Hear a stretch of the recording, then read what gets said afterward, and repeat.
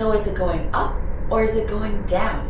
The answer is yes, it's going both up and down, depending on what aspect of the real estate market we're talking about. We just wrapped up the second quarter of 2022, and there seems to be a lot of uncertainty and hesitation about the direction of the market. Today, we're going to break down this head scratcher. Here, I have 4 categories: market trends, forecasts, alerts, and strategy. Under each category, we'll break it down even more into subcategories.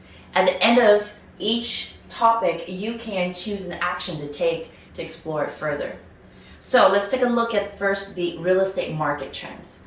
There are many factors to consider, but for simplicity in this video, we will focus on these main 3 data trends: home inventory, the supply, days on the market, the demand, and average sales price trends over time. As of June of 2022, it takes about 3 months to move 1.2 million homes, which is ahead of the traditional 6 months. This makes the 5th consecutive month of gradual decline, which puts us actually back to pre-pandemic numbers. Homes go from listing to contract in as little as 14 days on the market, compared to 17 days from a year ago. Having a strong demand for housing alone has never been the issue, since there's still a 6 million unit national housing shortage. The issue is affordability. As median home prices continue to climb this year, reaching $416,000, a 13.4% increase, and 124th consecutive month of year-over-year gains. Affordability of homes for the first-time buyer becomes more challenging as inflation is added to that mix. On the other hand, if you're already a homeowner, it's great because this doesn't really affect you as you ride out the ups and downs that goes along with any economic market. The solution for first-time home buyer is to have a disciplined financial plan, which involves a lean personal budget, maintaining good credit with timely payment, and consistent reported income for at least 3 to 5 years in the same field or profession. In another video, I'll go over the best financial practices and strategy for first-time home buyers and what it takes for your dream to become a reality. So, subscribe to Susy of the Woodlands on YouTube if you want to stay current on the real estate market trends. The second column, forecast. What's in the horizon? We'll look at real estate seasons and cycles, where we are today, and what it means in the long run. For today's example, I'll be using historical home sales priced by year from 2016 to 2021 for the Harris and Montgomery County in Texas.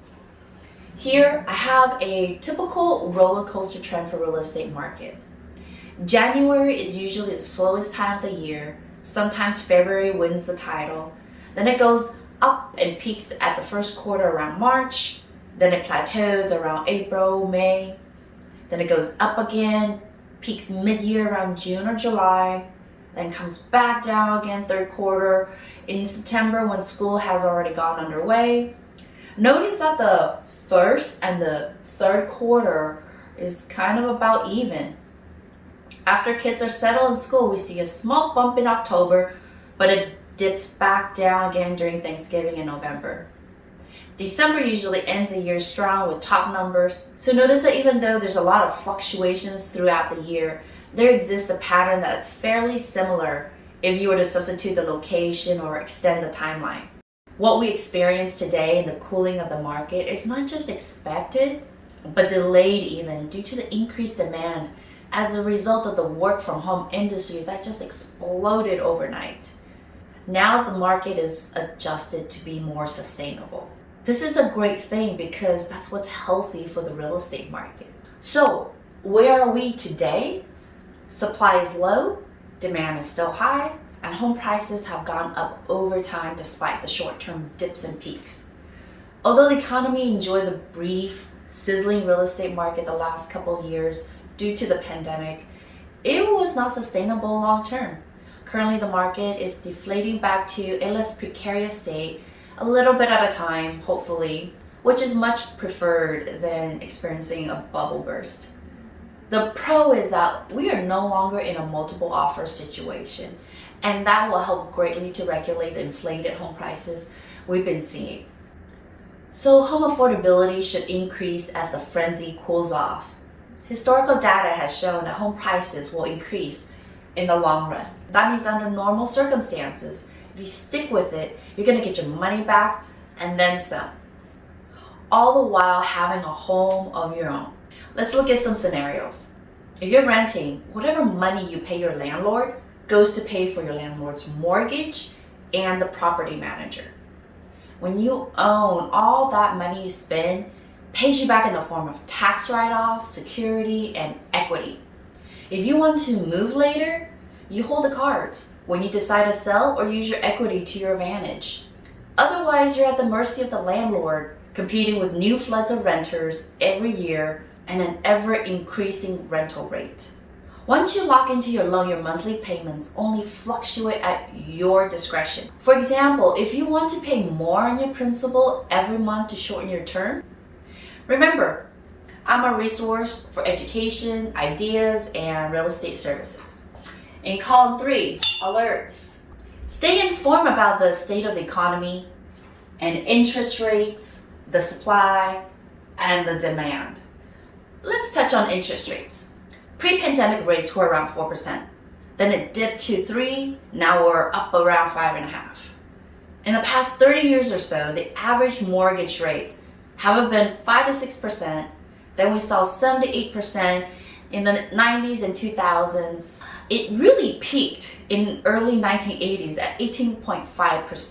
That is 3 times the rate that is currently scaring a significant number of people from realizing their dream. As indicated in the home inventory market trends, there are a bit more supply of homes on the market than in 2021. So if you really want to find a home, make sure your finances are all lined up and be patient. The right home will appear when you are ready. The demand has been very strong and homes have been snatched up. Instead of 1 to 3 days, it's closer to 2 weeks. Remember, it used to be 6 months was not out of the norm. Over a year to close a transaction can definitely occur. If you have a home to sell, as long as the price is reasonable, someone's gonna want it. Get alerts and notifications when new materials come out so you won't miss out on anything.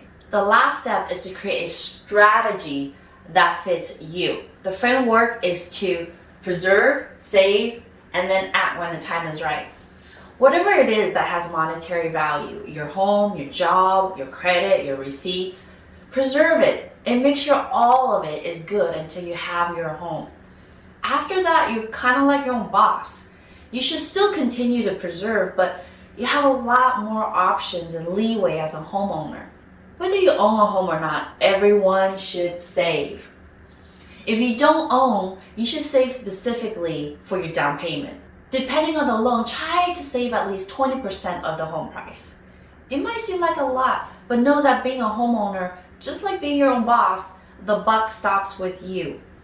If that house has some large repairs like AC, HVAC is out, or the roof has a leak, you need to have the savings not only for yourself, but for the house.